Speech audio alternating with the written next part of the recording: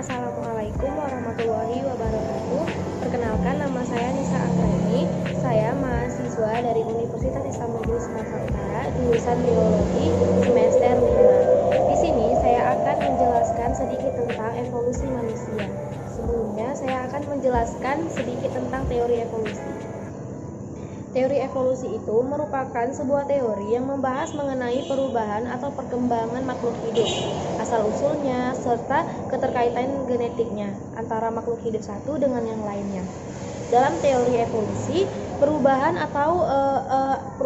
atau perkembangan makhluk hidup terjadi karena kombinasi tiga proses utama, yaitu variasi, seleksi, dan seleksi alam. Pada prosa dan variasi, sifat-sifat atau ciri khas suatu makhluk hidup yang menjadi dasar evolusi yang dibawa oleh gen dan diwariskan kepada generasi selanjutnya. Pewarisan gen ini bisa menjadi banyak variasi dalam sebuah populasi. Selanjutnya, langsung saja ke teori evolusi manusia. Menurut Darwin, bahwa manusia adalah hasil perkembangan dari lanjut evolusi primata. Makhluk tersebut dikenal sebagai sebutan manusia purba. Teori evolusi ini tampak didukung dengan berbagai temuan fosil manusia purba di berbagai tempat di dunia.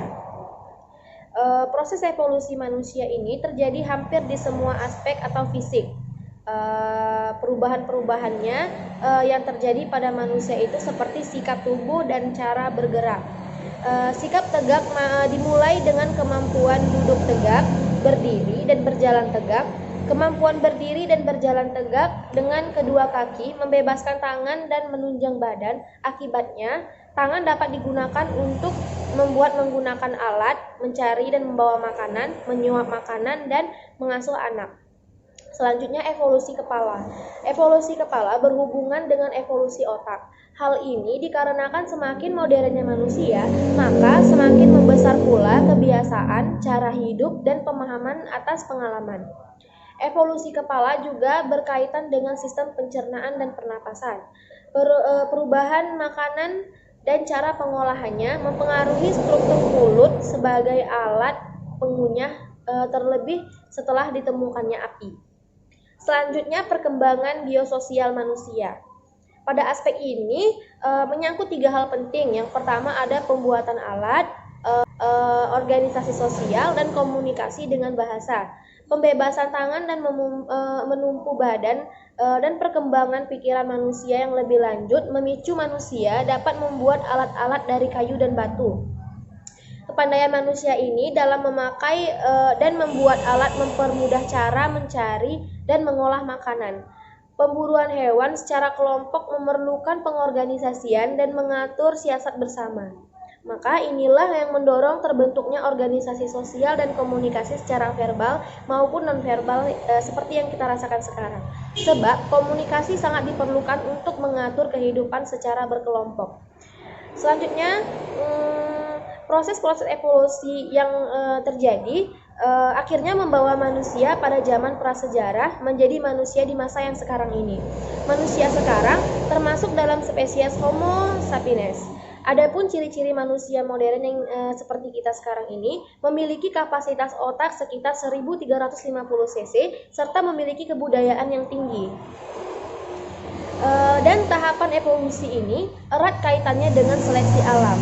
Hal ini dapat disebabkan karena evolusi akan terjadi seleksi alam, di mana hanya makhluk hidup yang mampu beradaptasi dengan lingkungannya yang dapat bertahan hidup dan berkembang. Nah, selain evolusi dan seleksi alam yang menyebabkan perbedaan fisik, perjalanan panjang manusia masih belum berhenti. Perbedaan manusia purba dengan manusia modern tidak lebih dari variasi ras.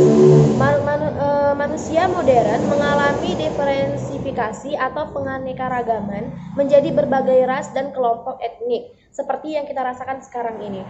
Keanekaragaman itu terlihat pada perbedaan bentuk tengkorak, tingkat ketonjolan wajah, kekokohan dahi, dan sebagainya. Perbedaan tersebut dapat kita lihat saat ini pada ras-ras manusia modern yang terpisah secara geografis untuk kurun waktu yang lama. Oke, baiklah. Mungkin itu saja yang dapat saya sampaikan. Lebih dan kurang saya mohon maaf. Saya akhiri. Wabillahi taufiq walhidayah. Assalamualaikum warahmatullahi wabarakatuh.